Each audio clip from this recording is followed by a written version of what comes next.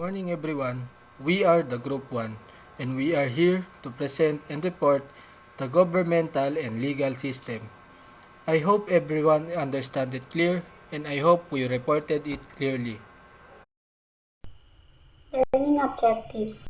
At the end of this lesson, the students are expected to number 1. Discuss the philosophies and practices of the political environment. Number 2 is profile trends in contemporary political system. Number 3 is describe the current trends in political ideologies and their implication to M&E's choices. Number 4 is explain the political risk management. Number 5, compare the relative benefits and drawbacks of proactive versus passive political risk management. Number 6 is discuss the principle and practices of the legal environment. Number 7 is profile trends in contemporary legal system. Number 8 is identify and describe legal issues facing the international companies. Political and legal factors influencing international business operations. The political and legal environments are broad stroke concepts that defy straightforward classification. Nevertheless, managers emphasize key points, principally those identified here, to develop useful perspective. Political factors and environment of a country impacts any business organization and can also introduce a risk factor can cause the business to suffer losses or compromise over its profit stream. Political environment can change because of the policies and actions of the prevailing government at every level, federal to local level. It is very important that a business should plan for a variability in the policies and regulations of the government to maintain a stable business environment. Political factors are government regulations that influence business operation positively and negatively. Managers must keep a bird's eye view over political factors. These factors may be current and impending legislation, political stability and changes, freedom of speech, protection and discrimination laws are factors affecting business operations and activities. Political factors can impact a business by making the market environment more or less friendly for that business. Typically, governments have a great deal of power over businesses and many times there is not much that businesses can do about it. Political factors can impact businesses in various ways. These external environment factors can add in a risk factor which can lead to a major loss in business. These factors can change the entire results and hence, companies should be able to deal with both local as well as international political outcomes. With the change in administration policies, there arise political factors that can change the entire business scenario. These changes can be economic, legal, and social and can include the following factors. First, tax and economic policies. Increasing or decreasing rate of taxes is a good example of political component. Government regulation may raise the tax rate for some businesses and can lower the sum for others due to specific reasons. This decision will directly impact businesses. This is why maintaining a strategy which can deal with such situation is very important. Next, political stability. Lack of political stability within a country can significantly impact the operations of a business. This can especially be true for businesses that are operating on a global scale. For instance, a hostile takeover can take over a government. Eventually, such as a situation will lead to looting, riots, and general disorder within the environment. Such situations can disrupt business operations and activities, which can have a major impact on its bottom line. Foreign trade regulations. Every business has a need to expand business operations to other countries.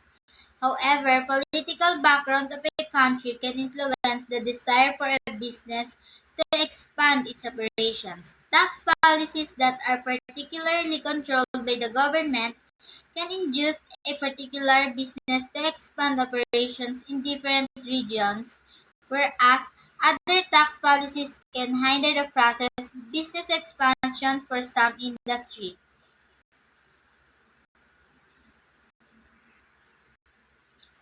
Employment laws. Employment laws are made to protect the rights of employees and include every aspect of employer-employee relationship. Employment law is an aspect that is very complex and involves several pitfalls as well. When businesses are in touch with the latest developments in this law, they can manage to take their business in the right direction. However, those who get it wrong needs to be completely prepared for the expensive results it will generate. Now, look at these figures that show the political and legal factors that influence international business operations.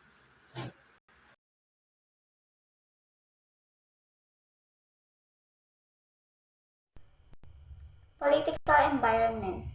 It comprises the political stability and policies of government.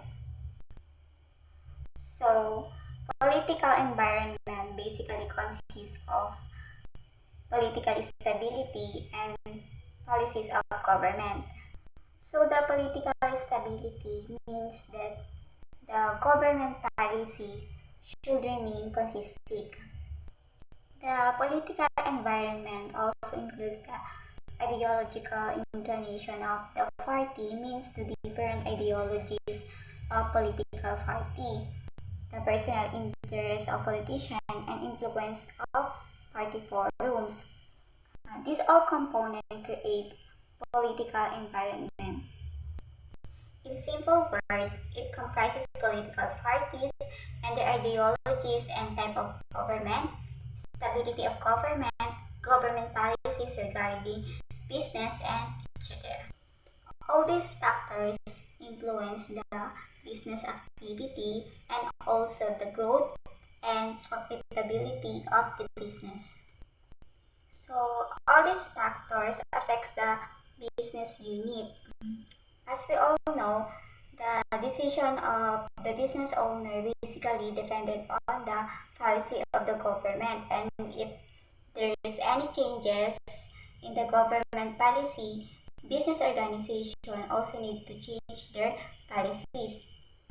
So this is how the growth and profitability of business get influenced due to the political environment. To understand more clearly, we can take the example of Coca-Cola.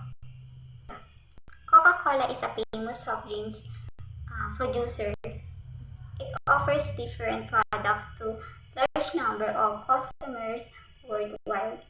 Coca-Cola needs to follow FDA's rule and also needs to follow labor laws, accounting laws, and internal marketing laws of country.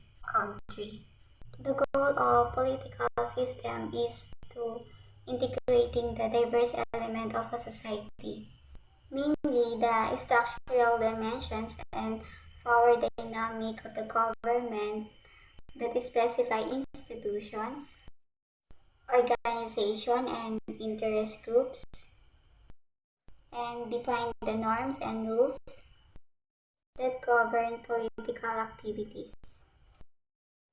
The mission of a political system is a clear cut, integrate different groups into a functioning, self-governing society.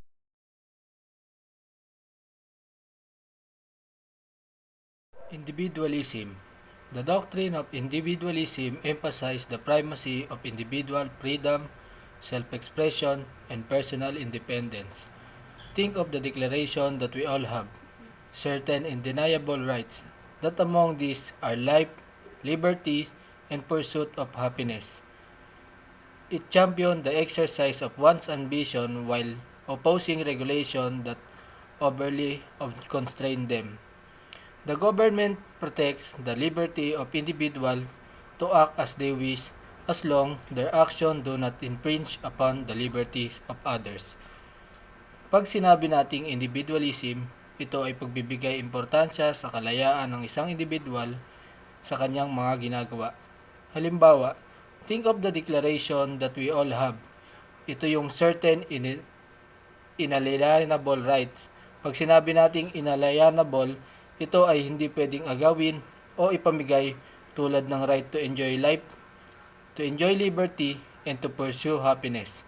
Natutulungan nito ang isang individual na mas maging malaya sa mga regulasyong mahigpit. Gobyerno na rin ang mismong tumutulong sa mga individual na makakilos ayon sa gusto nila hanggang hindi nila nilalabag ang kalayaan ng iba. The business implications of individualism are direct. Every person has right to make economic decisions, largely free of rules and regulation. Countries with an individualistic orientation such as Australia, Canada, Netherlands, New Zealand, the United States, and the United Kingdom shape their marketplace with the idea of laissez-faire, literally meaning leave it alone. A laissez-faire approach holds that the government should not interfere in business affairs. Rather, the market should operate according to the neoliberal principles of free market fundamentalism. Pag sinabi nating neoliberalism, involves the belief that greater freedom leads to greater economic and social progress. For individuals, it supports free enterprises, competition, deregulation, and the importance of individual responsibility. Left to their own devices, people regulate themselves in promoting economic prosperity and act fairly and justly to maximize personal performance without threatening the welfare of society. Collectivism.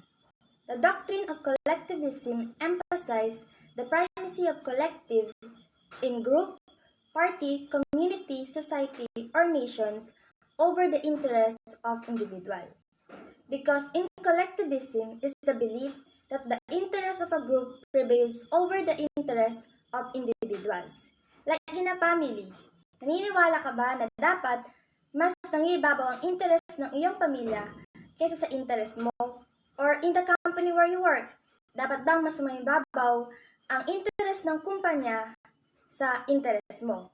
Sa pagsagot nito na mas nangingibabaw ang interest ng mas nakakarami kaysa iyo, we can say that you are collectivism.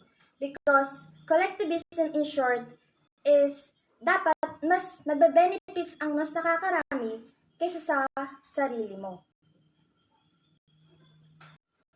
We see collectivism in the range of countries including Argentina, China, Vietnam, Japan, South Korea, Egypt, Brazil, Taiwan, and Mexico. We see collectivism culture, for example, in China, and how they respond in the COVID-19 virus. Obviously, sa China nag-start yung virus. Napa sa Vietnam, sa Japan, hanggang nakarating sa Pilipinas, hanggang nakarating sa iba't ibang continent. Lahat tayo hindi natin na-expect na may ganong mangyayari, so hindi natin alam kung paano natin i-deal yung virus. However, makikita natin sa balita na yung China ang isa sa pinakaunang nakagawang response kung paano mababawasan yung cases ng virus. They implement lockdowns in different level of strictness and also implement wearing a mask. So, collectivist culture, they are more concerned about the greater good, what can help the society as a whole. So, maybe most people in China are more willing to obey lockdown. They will not allowed to create or to go a party They will not breaking the rules and a lot more willing to wear a face mask. Hindi nila iniisip na hindi sila makakapagtrabaho, hindi nila mapapunctions yung mga business nila, hindi sila makakaalis, at hindi rin nila makakasama yung ibang pamilya nila. Dan sa Amerika na lumalaganap na yung virus, nakuha pa nilang magprotesta sa gobyerno about sa anti-lockdown. Collectivism in the business world hold that the ownership of assets, the allocations of resources, the structures of industries, the conduct of companies, and the actions of managers share a common goals to improve the welfare of all members of society. Favoring collectivism in a business or workplace are considered to be a family life. Dahil 'di ba, bilang isang anak, nagsusumikap tayo mag-aral, hindi lang naman para sa sarili natin. Kadalasan pa nga iniisip natin kung ano yung tamang action natin, tamang decision natin para sa pamilya natin, especially sa parents natin. So, in business, every business decisions are made by the group, by the benefits of a group. And yung political system, nagpo-promote for social equality, labor rights, income equality, and workplace democracy so that the welfare of nations take precedence over the selfishness of individuals. So in short, for example, in employee and employer relationship, in collectivism culture, the employer offer protections in exchange for loyalty. Even though the employees with poor skills, hindi siya matatanggal sa trabaho. But probably, mamumove siya sa ibang position. But pag yung employee and employer ang relationship is yung individualism, they will see the work relationship as a strictly business. At maaaring tanggalin ng employer yung employee kapag hindi maganda ang performance nito.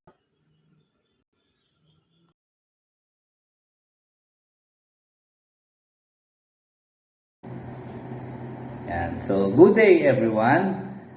So, I am here to discuss what is political ideology. A political ideology is a set of ideas, beliefs, values, and opinions exhibiting a recurring pattern.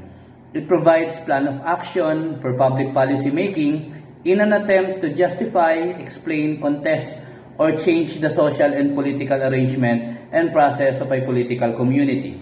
In addition, a political ideology is a certain ethical set of ideals that explains how society should work and offers some political and cultural blueprint for a certain social order. It focuses on type of government and economy. So, ang ibig sabihin po ng political ideology, ito po yung ating mga paniniwala at mga opinyon. Bilang isang tao na bahagi po tayo ng isang lipunan at ng isang bansa. Na ito pong mga paniniwala at ito pong mga opinion na ito na siya naman po nating pinapahalagahan, binibigyan po ng importansya, tinitindigan, pinaniniwalaan, at lalo tigit po ipinaglalaban. Ayan. So, maliban po dyan, ito pong political ideology na ito po ang ating batayan para po sa pang-araw-araw nating buhay.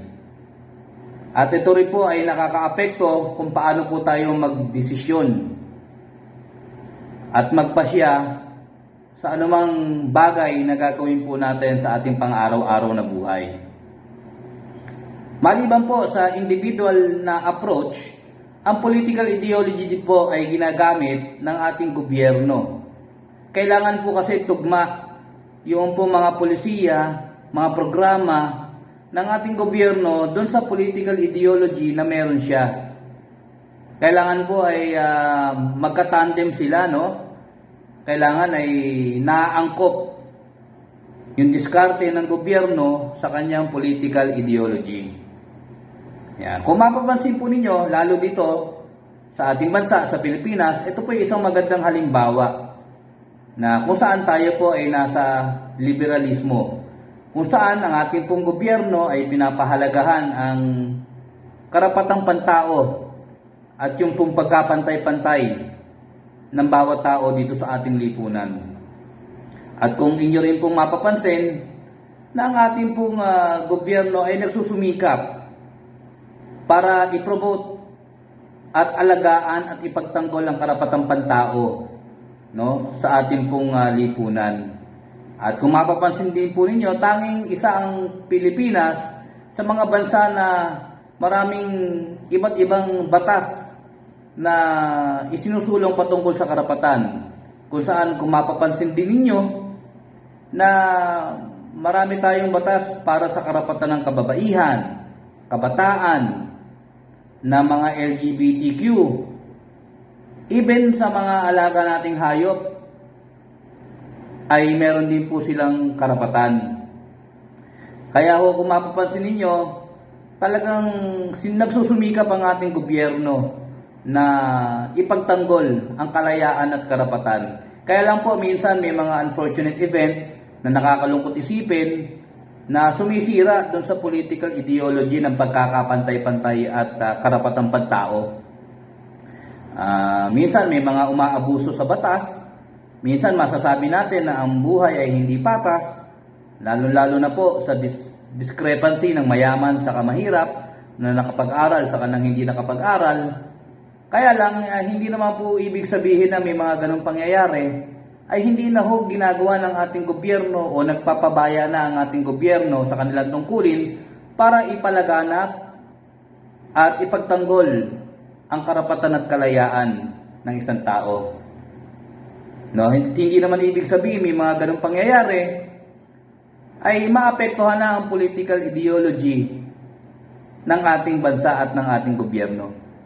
At ang isa po sa mga importanteng bagay o nagagawa ng political ideology ay naipapaliwanag po nito ang mga kaganapan at kalagayan ng isang bansa.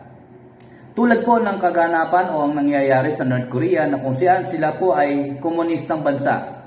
Ang kanila pong pinuno ay diktador, sinasakal at limitado po ang mga kalayaan at karapatan ng isang tao. At kung mapapansin din po ninyo na ang North Korea po ay hindi maunlad na bansa, sila po ay napag-iiwanan na. Kung meron pong third world country, baka fourth world country na po yan. Sa pamamagitan po ng political ideology, maipapaliwanag kung bakit sila ganon. At hindi naman din po natin pwedeng ikumpara yung political ideology ng Pilipinas sa North Korea or sa Amerika or sa Singapore at sa iba't ibang bansa. Magkakaiba po ang political ideology ng bansa, ng iba't ibang bansa. Minsan nagkakaroon lang po ng pagkakamukha-mukha, depende po sa mga namumuno at depende po sa mga tao at kultura ng isang lugar. Kaya po dapat po ay igalang natin at matuto po tayong umunawa at maging tolerable po tayo sa iba't ibang political ideology para mas lalo po nating maintindihan kung bakit sila ganon, bakit tayo iba, at bakit merong mga pagkakamukha-mukha at pagkakaiba-iba pagdating po sa mga patakaran sa gobyerno. So my next topic is about pluralism. So, what is pluralism? It is a situation in which people of different social classes, religions, races, etc. are together in a society but continue to have their different traditions and interests. The belief that people of different social classes, religion, races, etc. should live together in a society. So, kung mapapansin po ninyo, ito naman po ay normal na nangyayari, no? Sa isang pamayanan, sa isang lipunan, na kung saan, kung mapapansin din ninyo, yung pagkakaiba-iba ng mga social classes, may mahirap, may katamtaman, may mga mayayaman, pero sama-sama lang po sa isang lugar. Hindi naman po kasi pwede na sa isang lugar puro mayayaman. Hindi rin naman po pwede sa isang lugar puro mahihirap. No, hindi rin naman po pwede na sa isang lugar puro medium class po. Kailangan ay halo-halo po ang klase ng tao para yung iba't ibang mga gampanin nila ay magagawa po nila. And then yung po mga religion, kung mapapansin po ninyo dito sa atin sa Pilipinas, meron pong Protestant, meron pong mga kapatid tayong Muslim, meron din po tayong mga kapatid na Katoliko, mga Iglesia ni Cristo, at kung ano-ano pang ibang sekta. Pero nakita po ninyo, we live in a same society, no? We live in a same locality, we live in a same country.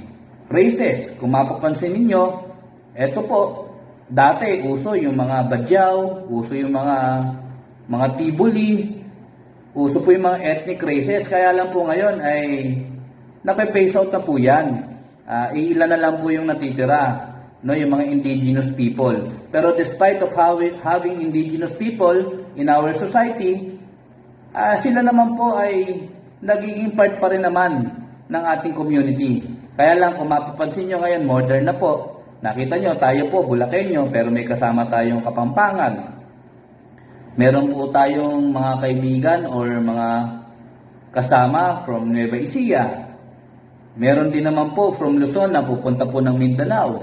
At kung meron naman din po Luzon na pupunta naman din pong Bisaya, no? Pangkaraniwan na po 'yon. At even though we have different tradition, of course, the tradition of the Bulakenyo is different from the tradition of the Cebuanos. And our personal interest, of course, is different from other person's interest. But despite of that, despite of differences, we believe that we should live together in a society. Ano po? So, kailangan ay iba't ibang uri ng tao. And aside from that, we should learn how to respect everyone's or everybody's tradition and interest, no? Para po walang gulo. Kaya po, yun po yung ibig sabihin ng pluralism. Ayan. So now, let me proceed with different political ideologies. First is liberalism, anarchism, conservatism, fascism, feminism, and socialism. So now, I will discuss liberalism. So a while ago, I already gave you a brief explanation about liberalism. But now, based from my research, liberalism is a political and moral philosophy based on the rights of the individual, liberty, consent of the governed, political rights, and equality before the law. Liberals expose various views depending on their understanding of these principles. They generally support private property, market economies, individual rights, including civil rights and human rights, liberal democracy, secularism, rule of law, economic and political freedom, freedom of speech, freedom of the press, freedom of assembly, and freedom of religion. Yan. So, ang ibig sabihin po ng liberalism ay karapatan, kapangyarihan, at kalayaan. So, triple K po yun. No? Para mas madali nyo matandaan. No? At maliban po dyan, ay binibigyan ho tayo ng karapatan na mamili, the right to suffrage, ng ating pong gustong mamuno sa ating lipunan. Kaya nga po may eleksyon. So, yun po ay ating political right na kung saan nasa atin po ang karapatan kung sino po yung ating mga gustong ilagay at ihalal. At kung sino rin po yung gusto natin tanggalin. Pangalawa po ay binabanggit dito na meron din po tayong freedom of speech. Kalayaan para po ipahayag natin ang ating pong gustong sabihin. Kaya lang po, maging maingat tayo kasi baka mamaya ay nagiging abusive na po tayo sa ating mga sinasabi at baka ho below the belt na. And then of course, freedom of the press. Nakita nyo naman po ang press freedom dito sa ating bansa. Talaga naman po na napaka-evident. Meron po tayong mga press na very active. at nagpatuloy po na nagbibigay at nagpapahayag ng mga balita dito po sa ating lipunan na nangyayari sa loob at labas ng bansa. Meron din po tayong kalayaan na mamili kung saan grupo tayo sasama. Kalayaan kung sino yung gusto nating samahan at kung sino yung gusto nating kaibiganin. Most importantly, meron din po tayong freedom of religion na kung saan may kalayaan po tayo kung anong relihiyon ang gusto nating sapian. No, kaya lang uulitin ko, hindi naman po relihiyon ang sagot at ang daan, no, tungo sa kaligtasan. Siyempre nasa inyo pa rin po 'yan kung ano po yung inyong relasyon sa Panginoon. Yun po ang magdadala sa inyo, no, sa heaven. Ayan. So, yun po yung ibig sabihin ng liberalism. Maliban diyan ay pinopromote po ng ganitong klaseng political ideology yung human rights, na kung saan meron tayong civil rights, human rights, at mga iba't ibang karapatang pantao na talaga pong inaalagaan at talaga pong binibigyan ng importansya sa ganito po klaseng ideology. At most importantly, ay meron po tayong karapatan na mag-acquire ng private property, i-dispose ang private property, magkaroon po ng mga immovable at movable properties na pwede pong ma-acquire ng isang tao and upon our disposal.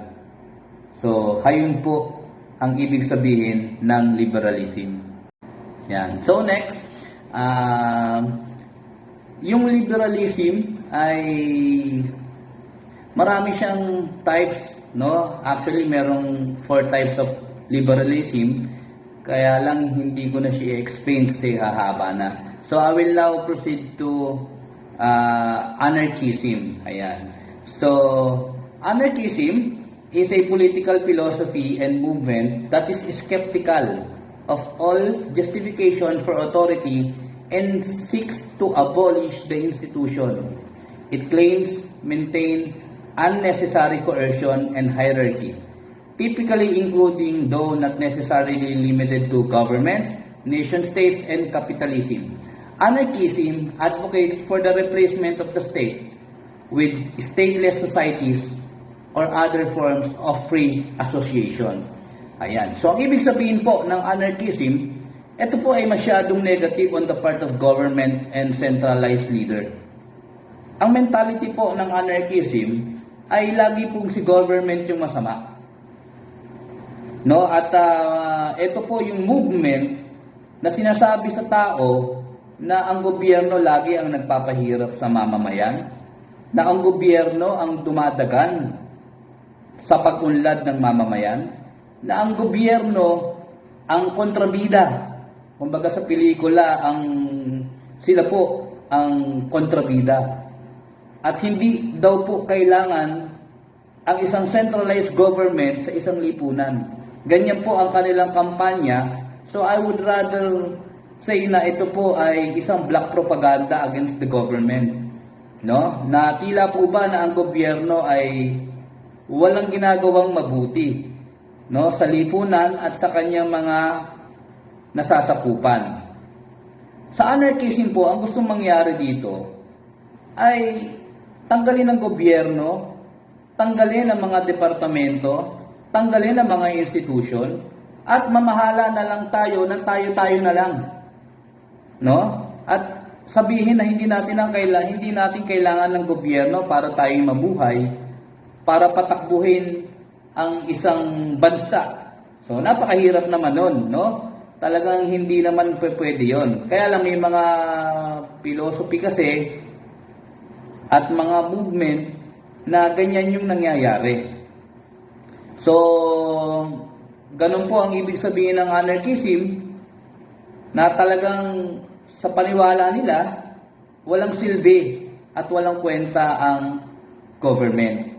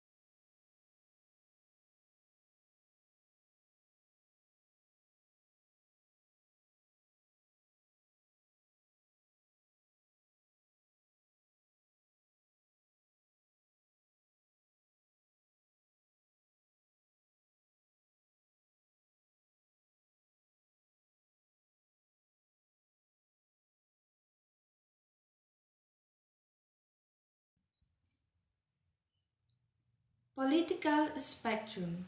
Democratic system range from radical on one side, it advocates of extreme political reform, or radical is more favor in change to create an altered or entirely new social system.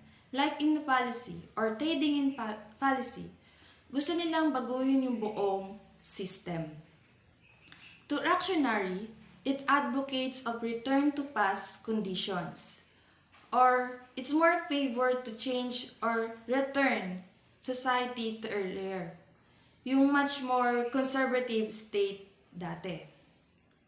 Gayon din, yung totalitarian system emphasize different degrees of state control. Fascism aim to control people's minds, soul, and daily existence.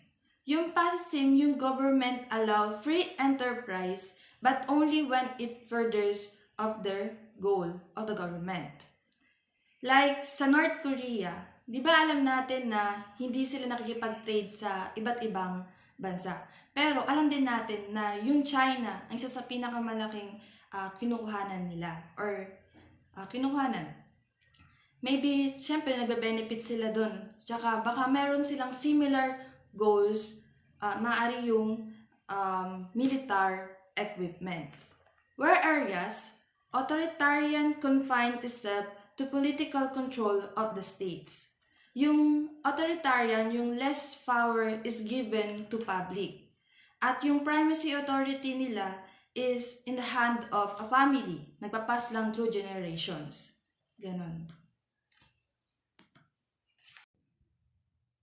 In the figure set, political spectrum with democracy, with its goals to preserve, protect, and defend political freedom, anchoring one endpoint, and totalitarianism, with its goals to control, constrain, and surplus political freedom.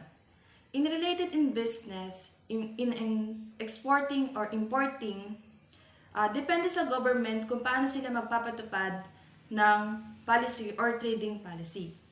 In democratic government, if the owners wants to import or export their product, marami silang pagdadaanang process. May mga tax, barriers, at iba pa. Kasi yung government, kinukonsider nila yung mga local business, yung citizens or individuals. In totalitarianism, governments control all aspects of life, including attitudes, values, and beliefs of individual. So in this type of government, like nga yung North Korea, where the role of market allocations schemes is limited.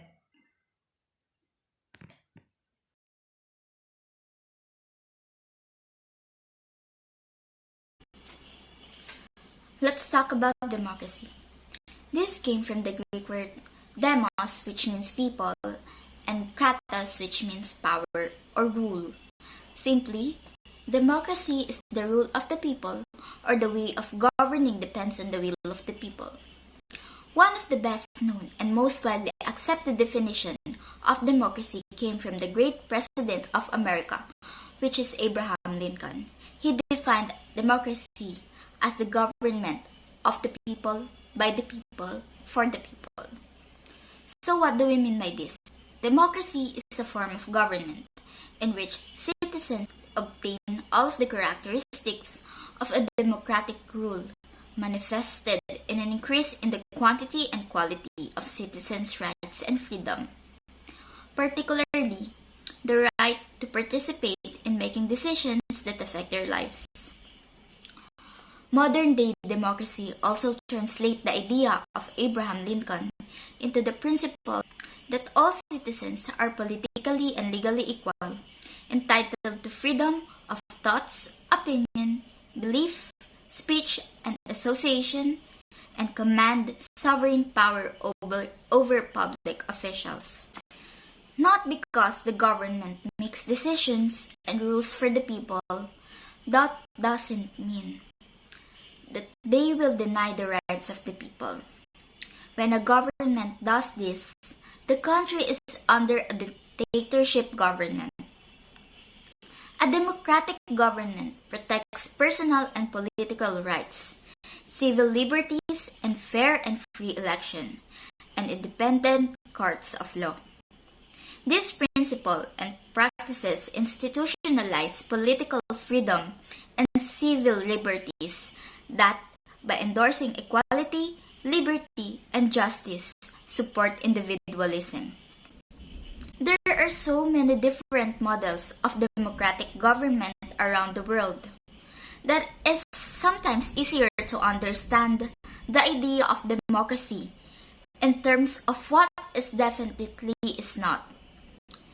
In here we have 4 prominent types of democracy.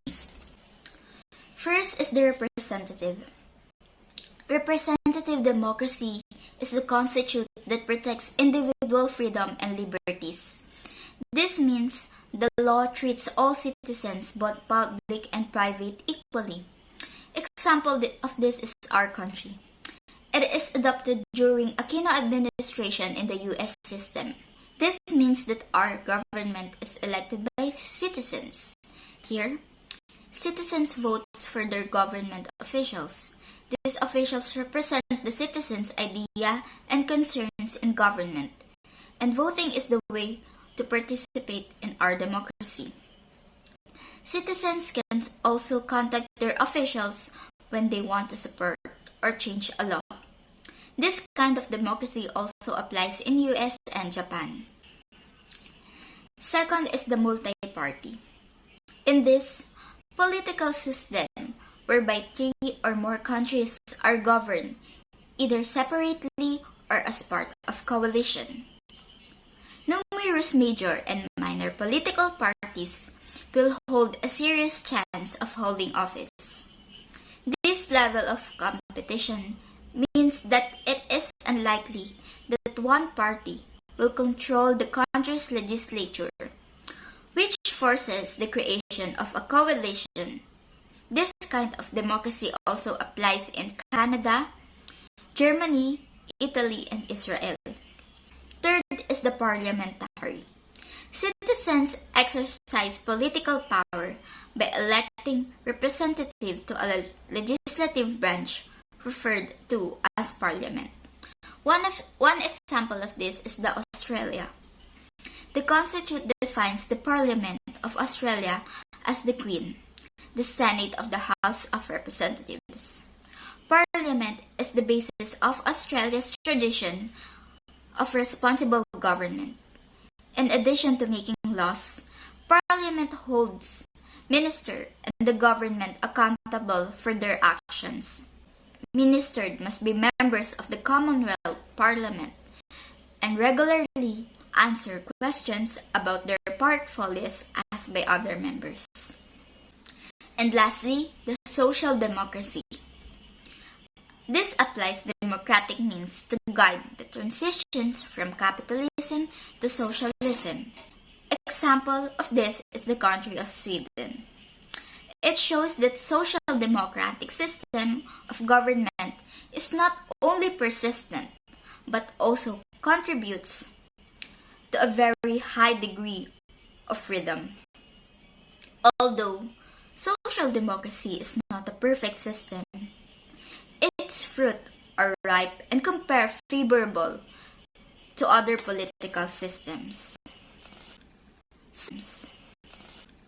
So, implying that democracy in business, MNEs invest and operate based on economic, not political standards. Business environments promote commerce, expand trade, and streamline exchange, both within and across countries. The signaling devices of market activities, not bureaucratic regulations, organize a productive business environment. Managers and consumers are free to do as they. This simply means people can start a business they like and cooperate together without any limitations. Democratic institutes share these perks as well. Basically, there are no rules that must be met in order to communicate freely and cooperate. Totalitarianism is a political theory which is characterized by the government's strong and authoritative control of the state apparatus. Totalitarianism seeks to regulate all aspects of an individual's lives, from private choices such as who to have sex with or what clothes to wear, to actions that have less visibility such as what thoughts are allowed and what words can be said. A totalitarian society might experience continuous monitoring, strict hierarchies, censorship, or state-controlled mass media. A totalitarianism is often associated with dictatorship, but in reality, it refers to any political system which is heavily centralized and requires a strong ruler or party to maintain itself. There are four types of totalitarianism: authoritarianism, fascism, secular, and theocratic. Authoritarianism is a society in which most people obey the rules and submit to authority. This can happen when a group of people join together to live their lives according to the same set of customs, tradition, or laws. An authoritarian society has an individual who is given complete power over others, with no outside influence and no chance for change in decision or laws. Authoritarianism also includes thoughts that are not individualized but have been formed into a single thought that everybody must follow without resistance or dissent. Fascism comes from the Italian word fascio, which means bundle, and fascis, which means rods bundle around an axe. What is fascism? Fascism is a way of organizing a society in which a government ruled by a dictator controlled the lives of the people, and in which people are not allowed to disagree with the government. Secular. It is a single-party government controls election, tolerates dissent, as long as it does not challenge the state and other ideologies. The last type of totalitarianism is theocratic. Theocratic. The government is an expression of prepared deity. Leaders claim to represent its interests on earth, applies ancient dogma in place of modern principles.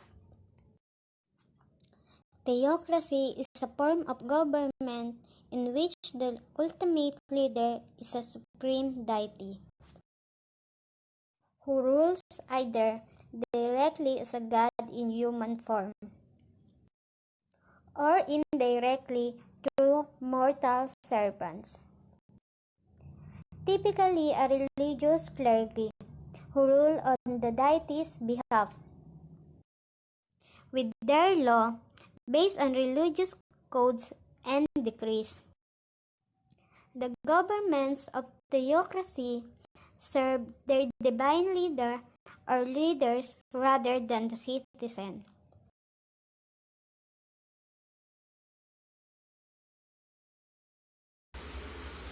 The standard of freedom. Freedom is possible only in democratic political systems, in which the governments are accountable to their own people. The rule of law prevails, freedom of expression, association, and belief, as well as respect for the rights of minorities and women, are guaranteed. So, ang ibig sabihin nito ay ang kalayaan. Pwede lamang mangyari sa isang demokrasyang bansa na kung saan meron tayong gobyerno na tumitingin at rumirespeto sa kapangyarihan ng batas. Karapatang pangtao tulad ng karapatan at kalayaan sa paghahayag, karapatan at kalayaan na pumili ng grupong aaniban o sasalihan, karapatan ng mga kababaihan at ibang kasarian. Sa pamamagitan ng ating gobyerno ay makakasigurado tayo na ang ating kalayaan at mga karapatan ay kinikilala at iniingatan. A free country exhibits open political competition, respect for civil liberties, independent civic life, and independent media. There are inalienable freedoms of expression, assembly, association, education, and religion. Examples include Australia, Brazil, India, and the United States. Ang isang malayang bansa ay open sa mga politikal na paglalaban-laban, kung saan malaya ang mga tao na pumili ng gusto nilang maging leader. At may mga karapatan din ang mga aspirante na magpahayag kung gusto nilang maglagay o mag-alok ng paglilingkod para sa mga tao.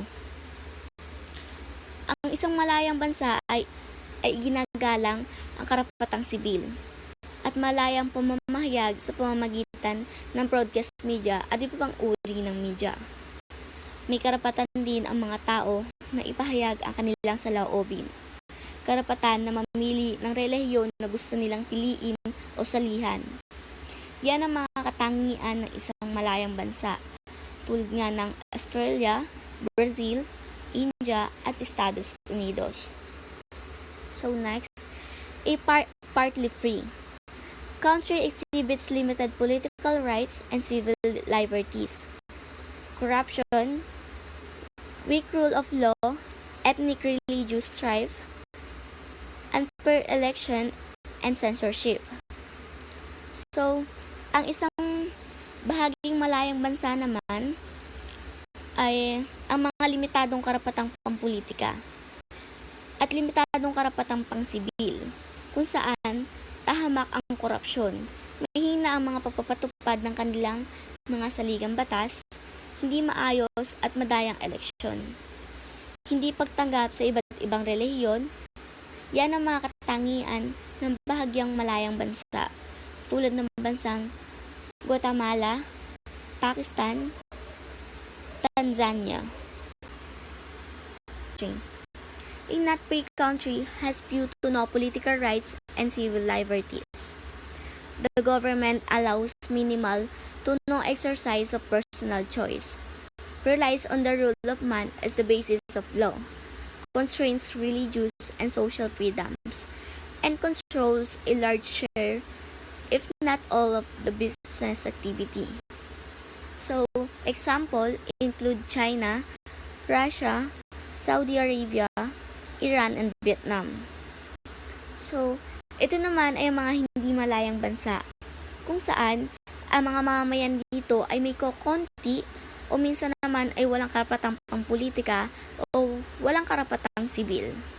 Kokonti at maliit lamang ang binibigay ng kanilang gobyerno para mga pagpipilian. Ang mga batayan ng kanilang batas ay isang diktatorial. Kokonti at limitado din ang social freedoms.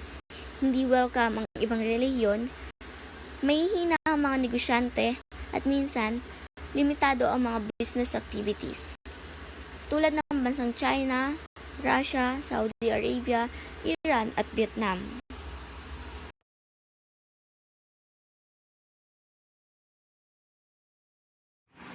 Trends in political ideology.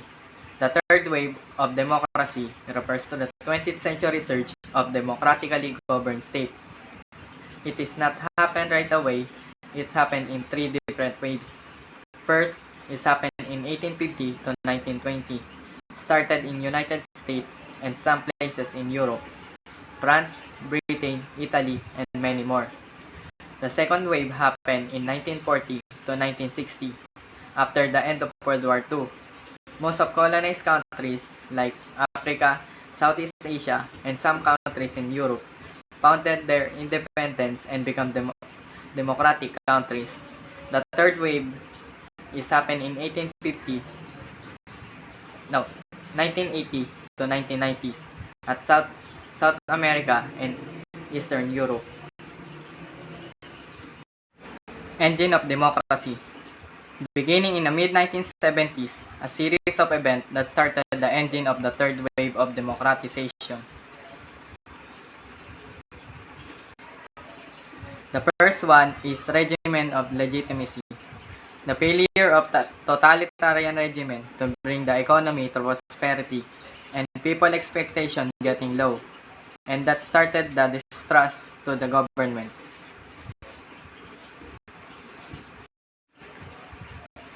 Communication innovation. Improvement in communication weakened the control of information of totalitarian states that is getting to the people. Freedom's consequences. The ability of people to choose on what they want has a consequences on it. People would choose on things that will favor them and give them what they want. Democracy, recession and retreat. Democracy retains appeal worldwide, preferred by people in most countries. Its allure energized by growing wealth and education. Its legitimacy worldwide solidified by expanding middle class.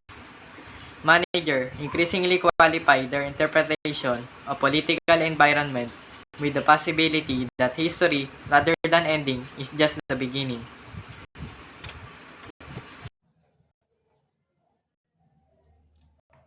Engines of democracy. The reluctance of totalitarian structures to fade gracefully requires powerful change agents. Beginning in the mid-1970s, a confluence of events began building several engines that powered the third wave of democratization. This is the best research book on state legislatures ever. Readers will learn how legislators identify with the districts that elect them.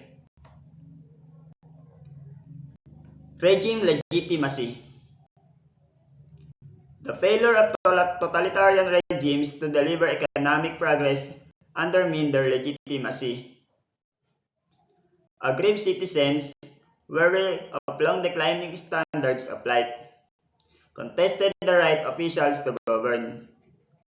The fall of the Berlin Wall punctuated this epic change.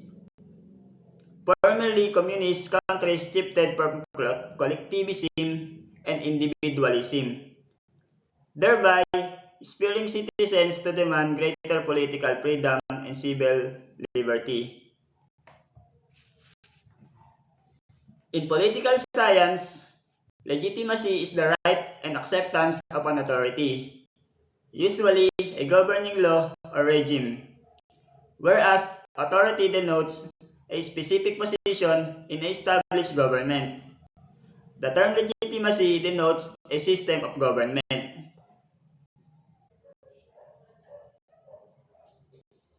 Communication innovations. Improved communications eroded totalitarian states' control of information. Technologies integrated disenfranchised people into a global village. Once it took weeks, if ever, for word of mouth of protest to spread. Now, improving connection circulated news within hours. Image of resistance and rebellion had snowball effects on pro-democracy campaigns worldwide. On a micro scale, we see similar effects linking protests in Chinese factories. Specifically, labor unrest has become more commonplace in China, as factories operating in highly competitive markets press their workers to improve productivity. Workers links via mobile phones and the internet, increasingly aware of the rights and common cause, increasingly challenge perceived injustices. In general, innovation communication is a concept that means the communication of products, services, or processes with new and different qualities to those existing. In the process of innovation, communicating, message, media, target audiences, and communication objectives must be addressed.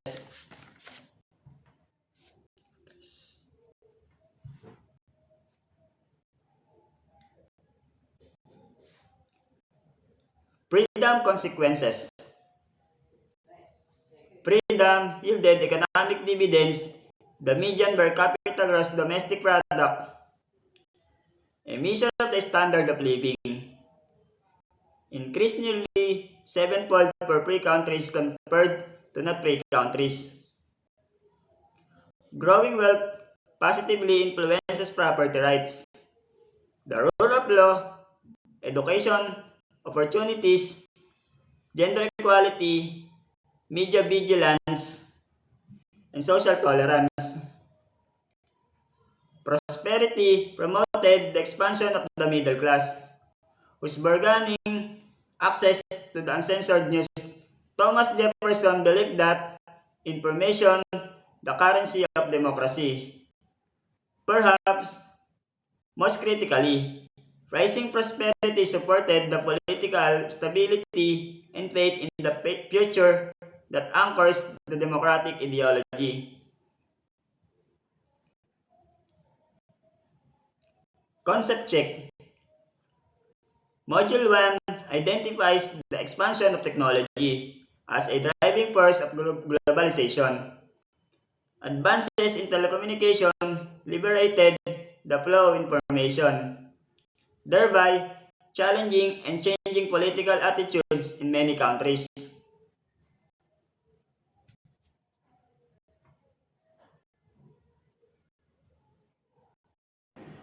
Democracy, recession, and retreat.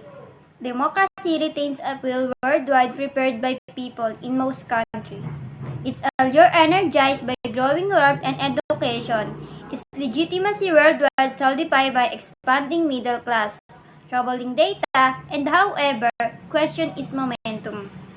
Managers increasingly qualify their interpretation of political environments with the possibility that history, rather than ending, is just beginning. Indicates an menu shift over the past few years. Gains in freedom have given way to decline in freedom from election policy crackdowns, kangaroo courts, and persecution of dissidents gain traction. All speak to the stance taken by President Luxembourg of Belarus, who declared on heels of pre-election victory. There will be no more midless democracy in this country.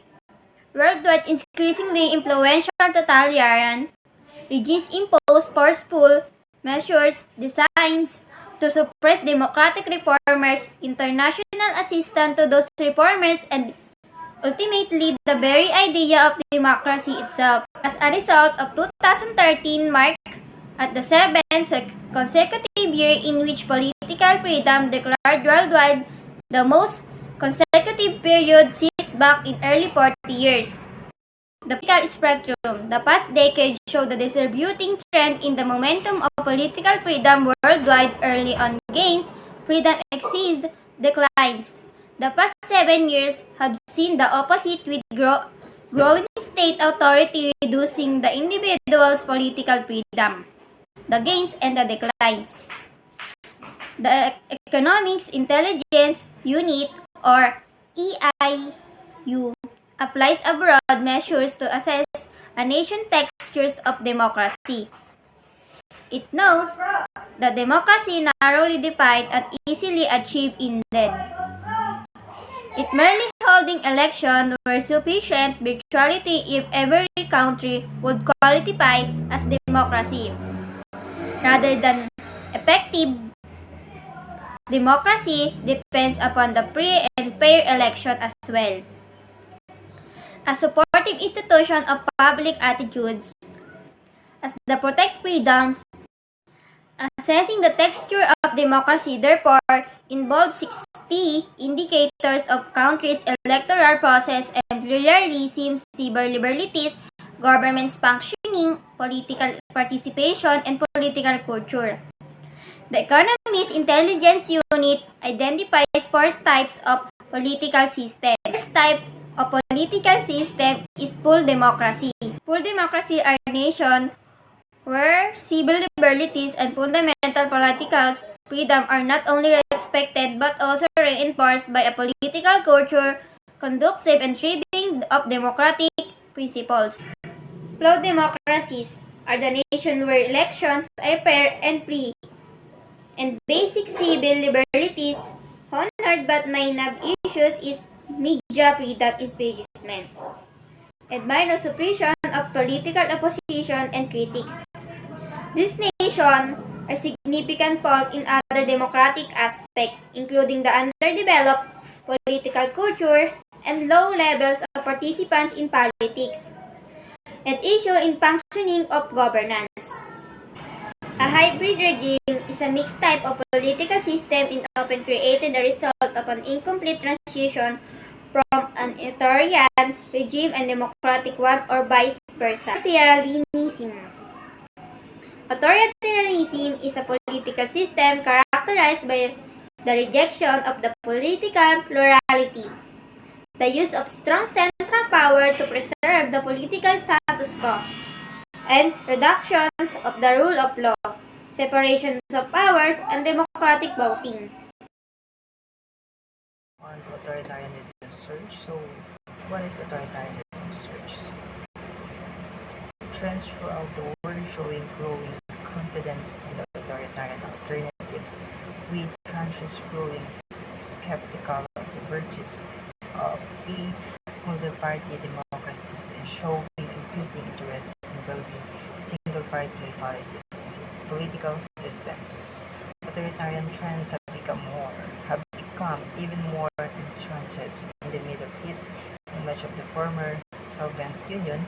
Democratizations in sub-Saharan Africa and grinding to a halt, and in some cases being revised. A political malaise is central. Central Europe had led to disappointment and questionings of strength of the regions. Democratic transitions, media freedoms are being eroded across Latin America, and populist forces with dubious democratic credentials have come to the fore in a few countries in the regions. In the developed West, precipitous decline in the political participations, weaknesses in the functionings of government, and security-related curbs on civil liberties are having a corrosive effect on some long-established democracies. So, when we say authoritarianism, nowadays autocracies are not or are run not by one bad guy, but by sophisticated network. It composed of kleptocratic financial structure, security service like military, police, paramilitary groups, surveillance, and professional propagandists. So, members of this network are linked not only inside a single nation but also across multiple nations. Corrupt, state controls businesses in one, dictatorships transacts business with a similar businesses in another. In another, let's say, police from one nation can outfit and train police from another nations. The propagandists share them and resources, hammering home the same messages about the about the reality of democracy and the evil of the America.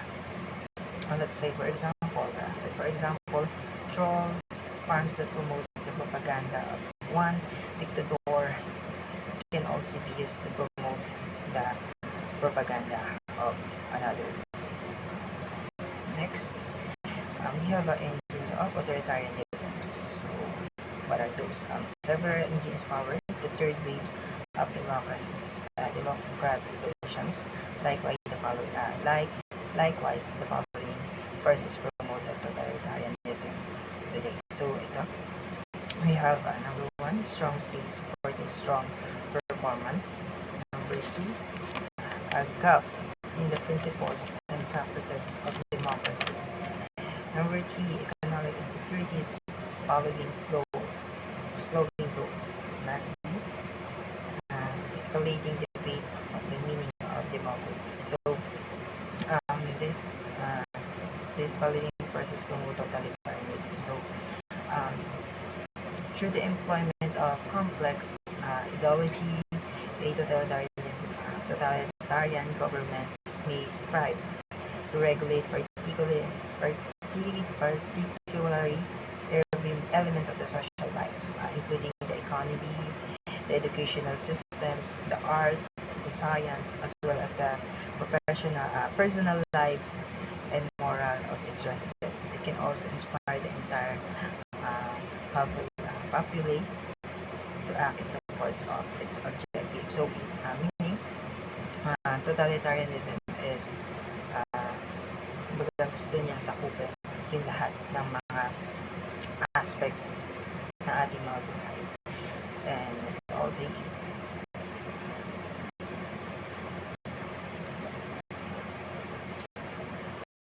Engines of authoritarianism.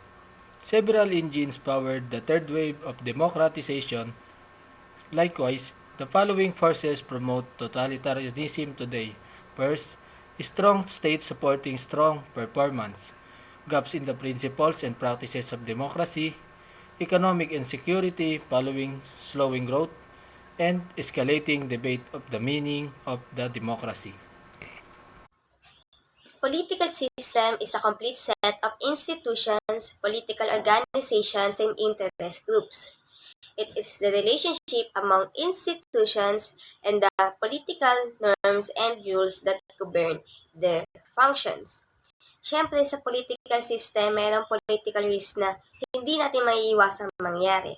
And we can define political risk as the possibility that your business could suffer because of instability or political changes in a country.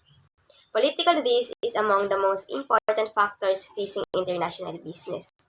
It is the risk associated with changes that occur within a country's policies, business laws, or investment regulations.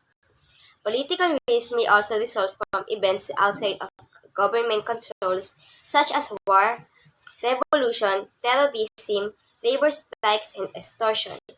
So therefore, political risk can adversely affect all aspects of the international business, from the right to export or import goods to the right to own or operate a business. But first, let me define what is risk. Risk is a future event which may happen but is not certain to happen. Ito yung maaaring mangyari kapag hindi mo na-actionan or gawa ng solusyon ng isang bagay. Maaaring makasira ito ng isang country or ng isang business. There are 4 classes or characteristics of political risk, and these are the systemic, procedural, distributive, and catastrophic political risk. Systemic political risk. Company investing in the international business sector might be a subject of the inherited political risk initiated from substantial changes in the business policies of the host government.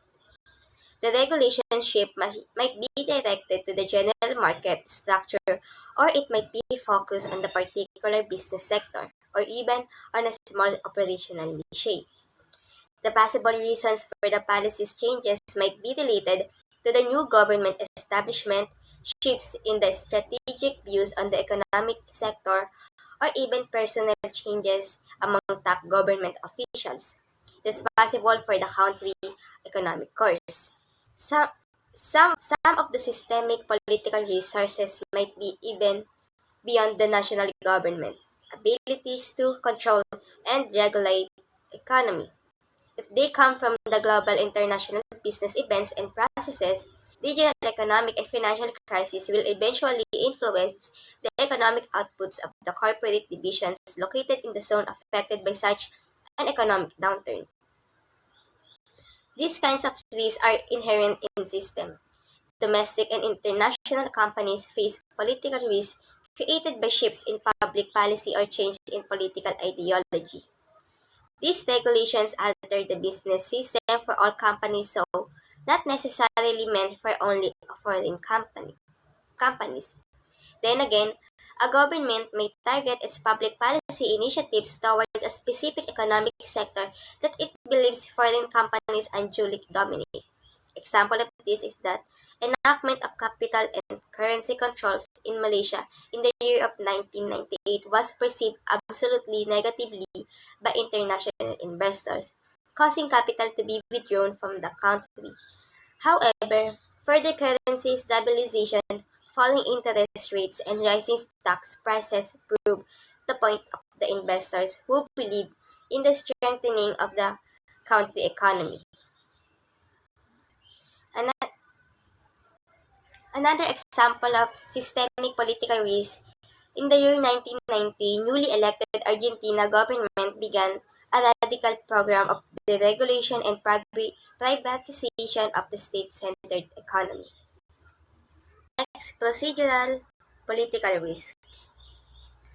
Procedural political risk reflects the potential cost and its deviation to perform the full range of operational activities in the host country, including smooth movements of the final products, raw materials, finances, human resources, and any other components essential for successful business operations. Government and authorities corruption, unsettled labor disputes, high level of bureaucracy, ineffective business decision-making, preferential treatment for certain business might lead to the low business efficiency and transaction costs increase.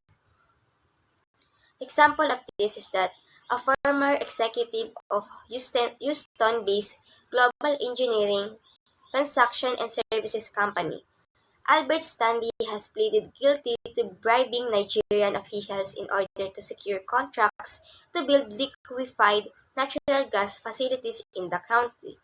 He claimed that the government officials insisted on a certain amount of kickback in exchange for the artificially delayed case approval. So therefore, procedural political risks are only the formal term for the corruption. So this political risk is only revolving only in the corruption happening in the country. Distributive political risk. Distributive political risk. Any country striving for the economic prosperity is interested deeply in foreign investment in its economy.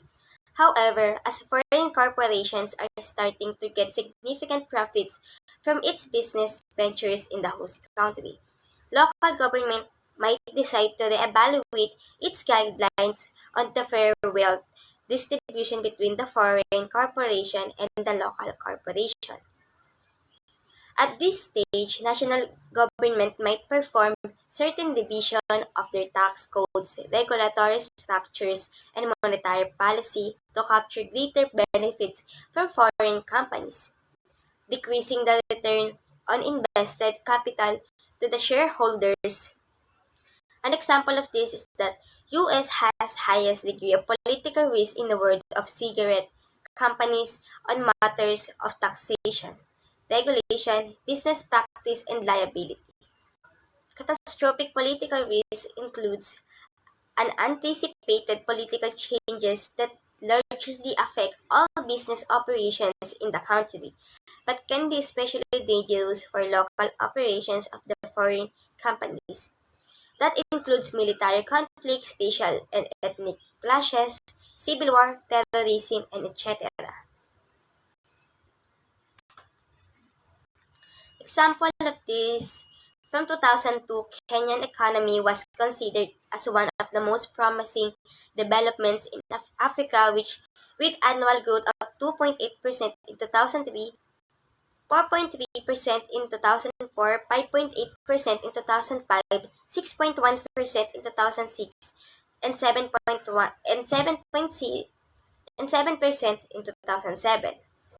However, the violence that broke out after the December 27, 2007 general election paralyzed the economy completely in January and early February of 2008. And even now, while country shows some signs of recovery, events in the political arena still pose the greatest risk to the Kenyan economy.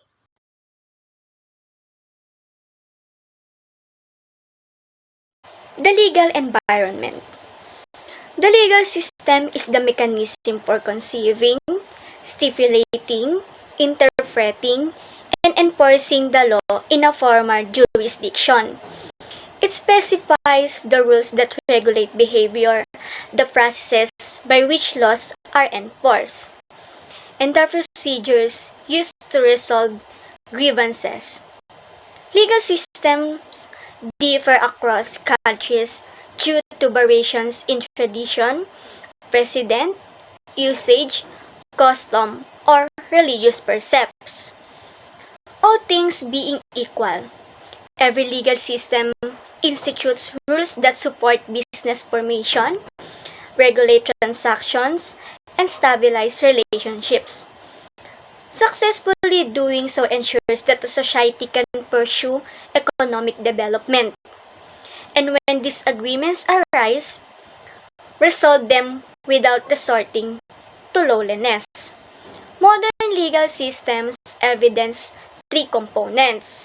Sa madaling salita, ang legal system, the organizations and people in a country or area who work in the area of law. The legal system is often seen as more concerned with the rights of criminals than those of their victims. So, po tayong tatlong iba't ibang uri ng law. Ang una ay constitutional law, criminal law, and civil commercial law. What is constitutional law? Kapag sinabing constitutional law, nagsasalin sa konstitusyon ng bansa sa isang bukas at makatarungang sistemang legal. Nagtatakda ng balangkas para sa pamahalaan at pagtukoy sa autoridad at pamamaraan ng mga pampulitikang katawan upang magtatag ng mga batas. So, the example is the First Amendment to the U.S. Constitution establishes freedom of speech, religion, press, petition, and assembly is one example of constitutional law. No law shall be enacted at the state or federal level that infringes upon any of these freedoms. So, ang pangalawa po is criminal law. Ano nga ba ang ibig sabihin kapag criminal law? Na nangangalaga sa lipunan sa pamamagitan ng pagtukoy kung ano ang pag-uugali, kriminal at nagtatakda ng parusa sa mga lumalabag sa mga pamantayang iyon. Halimbawa, isang pagkakasala ang pag-atake sa isang tao, ngunit itinuturing ng batas ng kriminal ang pag-atake bilang isang pagkakasala laban sa lipunan. At ang Estado ang nagpasimula ng pag-uusig laban sa nagkasala at nagpapataw ng parusa. Kung ang isang multa ay ipataw, ito ay babayaran sa Estado o ang nagkasala ay maaaring makulong sa isang institusyon ng Estado. So, yun po yung ibig sabihin ng criminal law. So, dako naman po tayo sa panghuling law. Ito ang civil and commercial law. Kapag ba sinabing civil and commercial law, nagsisimula pagsisiguro ng pagiging patas at kahusayan sa mga transaksyon sa negosyo sa pamamagitan ng pagtatakda ng mga pribadong karapatan at mga partikular na remedyo upang makontrol ang pag-uugali sa pagitan ng mga individual o organisasyon. So, ito naman po yung example ng civil and commercial laws. The civil law regulates the general principles of contract, and the commercial law supplies special rules. May be born either within or without the world of commerce. So, yun po yung tatlong law. The first is constitution law, criminal law, and the last, ito pong binasa kong huli na, civil and commercial laws. Sana po ay naging maliwanag sa inyo ang ibig sabihin ng the legal system at yung tatlo pong uri ng laws. Yun lamang po at maraming salamat. Types of legal systems. The types of legal system in a country determines the conduct of business transactions, the rights and obligation of those doing business, and the legal redress open to those who believe they have been wrong. Understanding the nuances of the system pushes executive to assess a variety of issues. Are laws based on abstractions or partiality? Do judge or juries pass judgment? Is justice based on objective principle or seen as the province of divinity? Do personal connection trump case facts? Peculiar as this question sounds, international business puts manager into different situation wherein different interpretations of these issues results in different standards that regulate the legality of their actions. Legal system normally is the procedure of judiciary for interpreting and enforcing the law. Legal system also describe the rights and responsibilities in a number of ways. There are three types of legal system. Meron siyang tatlong major: civil law, common law, and religious law or theocratic law. What is civil law system? Originated from Roman Empire and shaped by Byzantine Empire, civil law is codified legal system. Originated po siya sa Roman Empire. What is meaning of common law system? Normally, common law system is the system that sources from the decided cases or judgment given by the judge. In addition to this, legislature has the power to amend the existing law, legislate the new laws. This is the 5 types legal system in the world today. Common law is developed by judge through the decision of court. Or normally, common law is the system that sources from the decided cases of judgments given by the judge. There have 2 types of common law. This is general common law and federal common law. Number 2, civil law is based on strict application of statutory law, or defines the rights and responsibilities of individuals, government entities, and private or non-government organization in their interaction with each other. Siya po yung nagpo-protect sa rights ng individual, group, and organization. Pangatlo, theocratic law is based on the inspiration and instruction of religious teachings. Theocratic law is government by divine guidance or by official who regarded as divinely guided. Siya po yung law na may religious leader na nag-guide kung paano maging religyoso, maayos ang moral and values mo. Customary law, the sets of custom, practices, and beliefs that are accepted as obligatory rule of conduct by community. Meron po siyang 2 types. Yung state practice saka yung opinion juries. State practice, the practices followed by a state's sense of legal obligation. Opinion juris is a shortened form of Latin phrase which means an opinion of law or necessity. This action was carried out as a legal obligation. Mixed legal system. Mixed legal systems refers to legal system where two or more of the above legal system work together. Example, fusion of civil law and common law. Pwede po silang pagsamahin. Pluralistic legal system. Para din po siyang mixed legal system. The legal system which is sourced from the combination of two or more legal system is known as pluralistic legal system.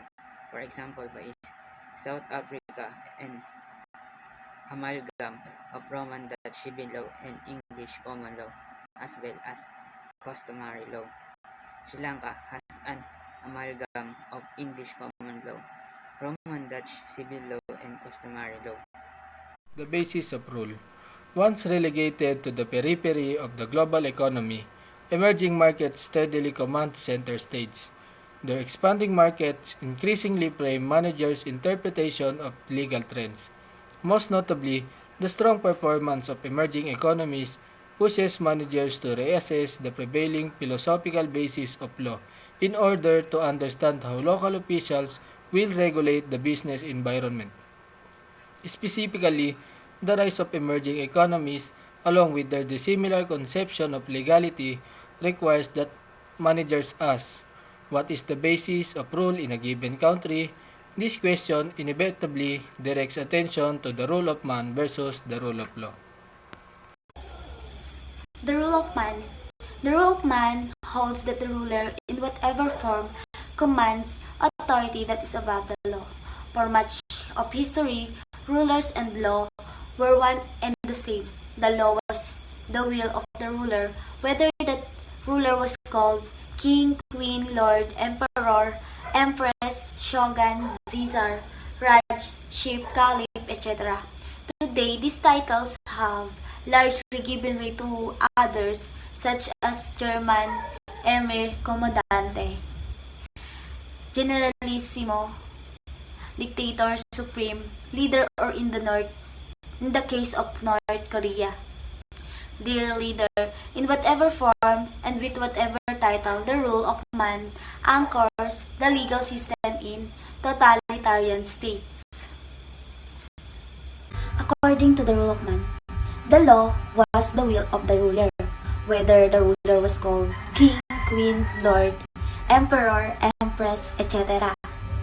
In whatever form, they have the power to command authority. So that is above the law. In our modern world, these types of the ruling have largely given way to others, such as chairmen, dictators, supreme leaders, etc. The rule of law. The rule of law holds that no individual is above laws that are clearly specified, commonly understood, and fairly enforced. Thomas Jefferson, for instance, wrote in the Declaration of Independence that all men are created equal, to hold for that everyone from kings to peasants is subject to the same law. More symbolically is front of courthouses worldwide stands a statue of a woman carrying a sword and measuring balances, sometimes wearing a blindfold, sometimes with eye closed. Her sword stands for the power of the court. Her scales for the competing claims of the petitioners, and her blindfold signifies that justice is made out objectively, without fear or favor, regardless of independently power or weakness. Justice is blind, so that justice is impartial. According to the rule of law, no individual is above the laws that are specified, commonly understood, and fairly enforced. According to the World Justice Project, there are 4 rules of law principles. So, first is accountability. The government and the private sector have liability under the law. Next, just law. The law must be publicized, is strong, and fair to the people. Next is the open government. Law enforcement must be efficient and fair. So lastly is accessible and partial justice. Justice must be implemented efficiently, ethically, and independently by representatives who have sufficient resources and represent community sectors. The implication for managers. The Magna Carta, or Great Charter, was the most significant early influence on the deep historical process that resulted in the rule of constitutional law in the English-speaking world today. Magna Carta, widely acknowledged as one of the most important legal documents in the development of modern democracy, and was a major turning point in the fight for freedom. And one of these is the right for free citizens to own and inherit property and to be protected from excessive taxes. Property is often referred to as a bundle of sticks because it is too much more than just a piece and land of material things, and our Constitution protects in every aspect of it. What is MNES? Multinational enterprises are powerful economic institute with 500 largest MNES holding most of the world proprietary technology and commanding close to 30% of the global GDP as of 2012. The impulse of globalized firm operation is largely based on the popular belief in the free flow of goods, service, ideas, people, and capital across border. These illustrative examples, managers stay alert to trump up charges, solicitation and of bribes, and favoritism of local rivals. The manager must ensure that they have a strong communication in protocol in the place to deal with this issue. They must always recognize their businesses to adapt to the local requirements of all countries. And they must establish command structures and includes people working in multiple countries. And then must they follow the laws and the regulation of the countries to which they are citizens. The compound of democracy's retreats. The tendency toward totalitarianism in many developing countries implicates legal circumstances. Uncertainty about the basis law of the particular countries complicate decision-making in M&E or multinational enterprises. Operating in the Western economies grants them that benefit in the consistent application of legitimate laws. Few developing countries of such safeguards. The rule of the law is fundamental for international peace and security, political stability, economic and social progress, and the protection of people's rights and the fundamental freedom. It is fundamental freedom for people's access to public service, fighting corruption, and limiting power abuse, and establishing the social contract between people and the state.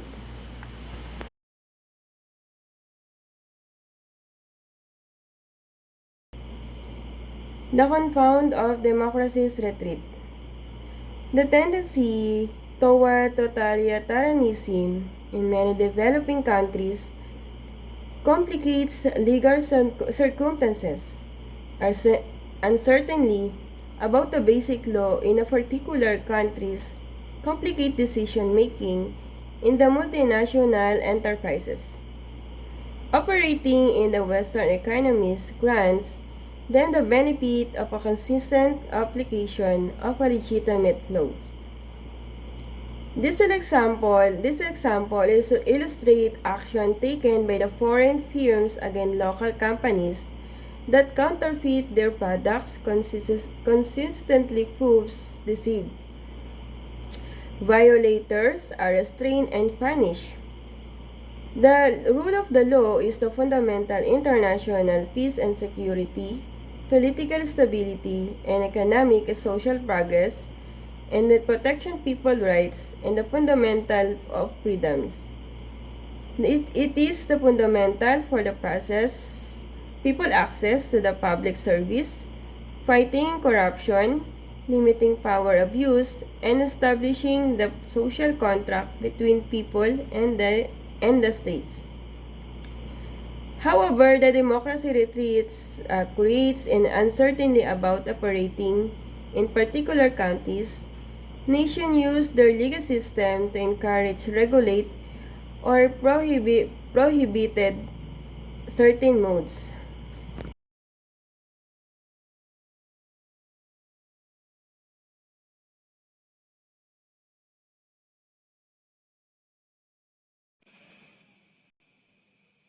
Legal issues in international business.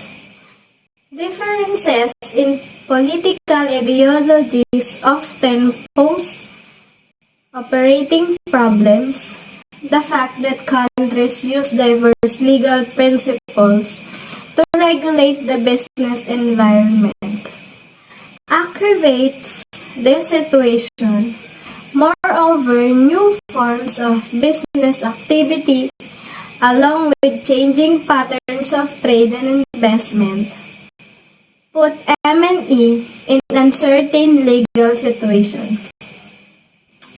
When we say legal issue in international business, this shows that politically divergent views frequently cause operational issue. The reality that different legal standards are used by different nations to control the business environment. MNE are placed in ambitious legal position due to the emergence of new business activities and shifting trade and investment patterns. Starting a business. Starting a business involves activities such as registering a name, choosing the appropriate tax structure, obtaining license and permits, arranging credits, and securing insurance. Some countries expedite this process, others do not. For example, startup is a straightforward process in Australia, requiring the one registration procedure that encompasses tax, labor, and an administrative declaration. Conversely, India imposes 13 procedural requirements, including regulations for bank deposits, courts registration, health benefits, and so on. The upshot is take about 2 days to start a business in Australia, but about 30 days in India. When we say starting a business, we choose the right tax structure, registering a business name, acquiring licenses and permits, securing insurance, and arranging credit. And other tasks are all part of the process of starting a business. Some nations speed up this process, whereas others do not. For instance, starting a business in Australia is a simple process that just calls for a single registration step that cover tax, labor, and administrative statement. India, on the other hand, has 13 procedural requirements, such as rule for bank deposit, court registration, and health benefits. Entering and enforcing contracts. Once up and running, companies enter and enforce contracts with buyers and sellers. The sanctity of a contract is vital to business transactions. The United Nations Conventions on Contracts for the International Sales of Goods set guidelines for negotiating and enforcing contracts. Still, standards vary across different legal systems. Countries using a common law system, for instance, encourage precise, detailed contracts, whereas those with a civil law system encourage less specific agreements. Ang pagpasok at pagpapatupad ng mga kontrata sa sandaling ang mga kumpanya ay magbukas, ito ay para sa mga mamimili at nagbebenta. Ito ay isang sagradong kontrata na may napakahalagang transaksyon sa pagninegosyo. Ang pagpupulong ng mga nagkakaisang bansa patungkol sa mga kontratang ito ay para sa pakikipagkasunduan o pakikipag-ugnayan sa malawakang pakikipagkalakalan. Ang Vienna Convention o nakilala bilang United Nations Conventions on Contracts for the International Sales of Goods ay tumutulong sa paghihikayat ng mga pagkakapantay-pantay na balangkas ng pagkakakontrata, bagamat ito ay nag-iiba pa rin sa pamantayan ng iba't ibang sistema at sa mga hindi tiyak na kasunduan. Hiring and firing workers. No matter where you are operating, you will have to hire and, when necessary, fire workers. One would think that common sense would guide legally appropriate decisions. Legal standards around the world, however, are rarely straightforward. Moreover, local laws cover virtually every aspect of employment. Workers are hired, what they are paid, how many hours they can work, and whether they can be fired. Singapore, New Zealand, and United States are among the countries with the most flexible labor regulations statutes. China provides the most flexibility in hiring and firing and the greatest discretion in setting employment conditions like work hours, minimum wages, and benefits. Kahit anong pagpapatakbo ng kumpanya o trabaho ka na bibilang, ngunit nangangailangan silang magbubukas ng trabahador, kaya kanilang tanggalin sa iyong pwesto. Iisipin mo lang na ito ay legal ayon sa kanilang desisyon. Ang mga legal na pamantayan sa buong mundo ay bihira lang ginagamit. Bukod dito, ang mga lokal na batas ay sumasaklaw sa lahat ng halos na aspeto ng pagtanggap at pagtanggal ng mga manggagawa sa kanilang mga trabaho. Kabilang na rin dito ang pagbabayad ng kung ilang oras at araw ang kanilang pinasok o kung kailan sila maaaring tanggalin sa trabaho. Ang mga bansa tulad ng Singapore, New Zealand at United States ay kabilang sa mga bansang may pinaka-flexible na regulation ng mga manggagawa. Habang ang China ay nagbibigay ng pinakamaraming kakayahang kumuha o magtanggal ng mga tao, ayon na rin sa kanilang desisyon o pagpapasya. Kabilang na rin dito ang kondisyon sa trabaho tulad ng tamang oras ng trabaho, pagpapasahod at mga benepisyo. Closing a business involves more than padlocking the doors. In the United States, for example, the Internal Revenue Service requires reporting the sales of assets, payments of subcontractors, and termination of retirement plans.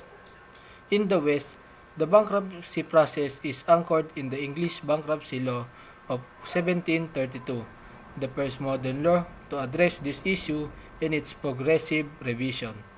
Beginning in 1800 by the United States, Ireland, Japan, Canada, and Hong Kong make closing the doors both fast, between 4 to 8 months, and cheap, between 1 to 10% of the estates. The situation differs in developing countries. India's lack of a comprehensive bankruptcy code complicates dealing with creditors, officials, and courts, which in turn discourage bankruptcy.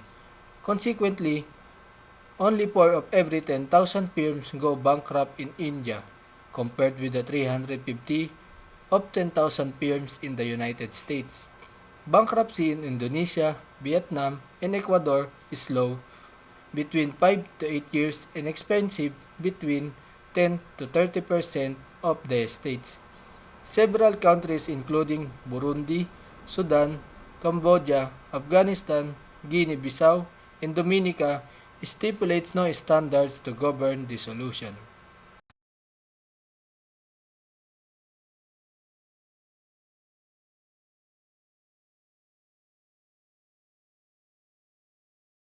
This is the summary of this presentation. Political and legal systems converge and vary across countries in terms of guiding principles and practical routines. Two standards anchor the assessment of a political system: the degree to which it emphasizes individualism versus collectivism, and the degree to which it is democratic versus totalitarian. Individualism endorses the primacy of personal freedoms in the political, economic, and cultural realms. It champions the interests of the individual over those of society. Collectivism holds that the needs of society take precedence over the needs of the individual. It encourages state intervention to improve the welfare of the group at the expense of the individual. Political freedom measures the degree to which fair and competitive elections occur, the extent to which individual and group freedoms are guaranteed, the legitimacy ascribed to the rule of law, and the existence of freedom of the press. Democracy champions the authority of the many over the few in democratic elections and independent courts of law. Totalitarianism champions the authority of the few over the many. The government exercises control over many to all aspects of life. The individual is subordinated to the state, and the opposing political cultural expression is suppressed. Political risk is the likelihood that political decision, events, or conditions will affect a country's business environment in ways that cause investors sums of or all the value of their investment, force them to accept lower than projected rates of return and threaten the sustainability of local activities. The legal system specifies the rules that regulate behavior, the processes that enforce the law of a country, and the procedure used to resolve grievances. Modern legal system in theory endorse a system of constitutional law that institutes an open and just political order, a system of criminal law that safeguards the social order, and a system of civil and commercial laws that promote fairness. The rule of law endorses systematic and objective laws applied by public officials who are held accountable for their just administration. Operationally, no one is above the law. The rule of man holds that legal rights derive from the individual who commands the power to impose them. Operationally, the leader is above the law. That's all the topic of the governmental and legal system. I hope everyone understands it clear. Thank you.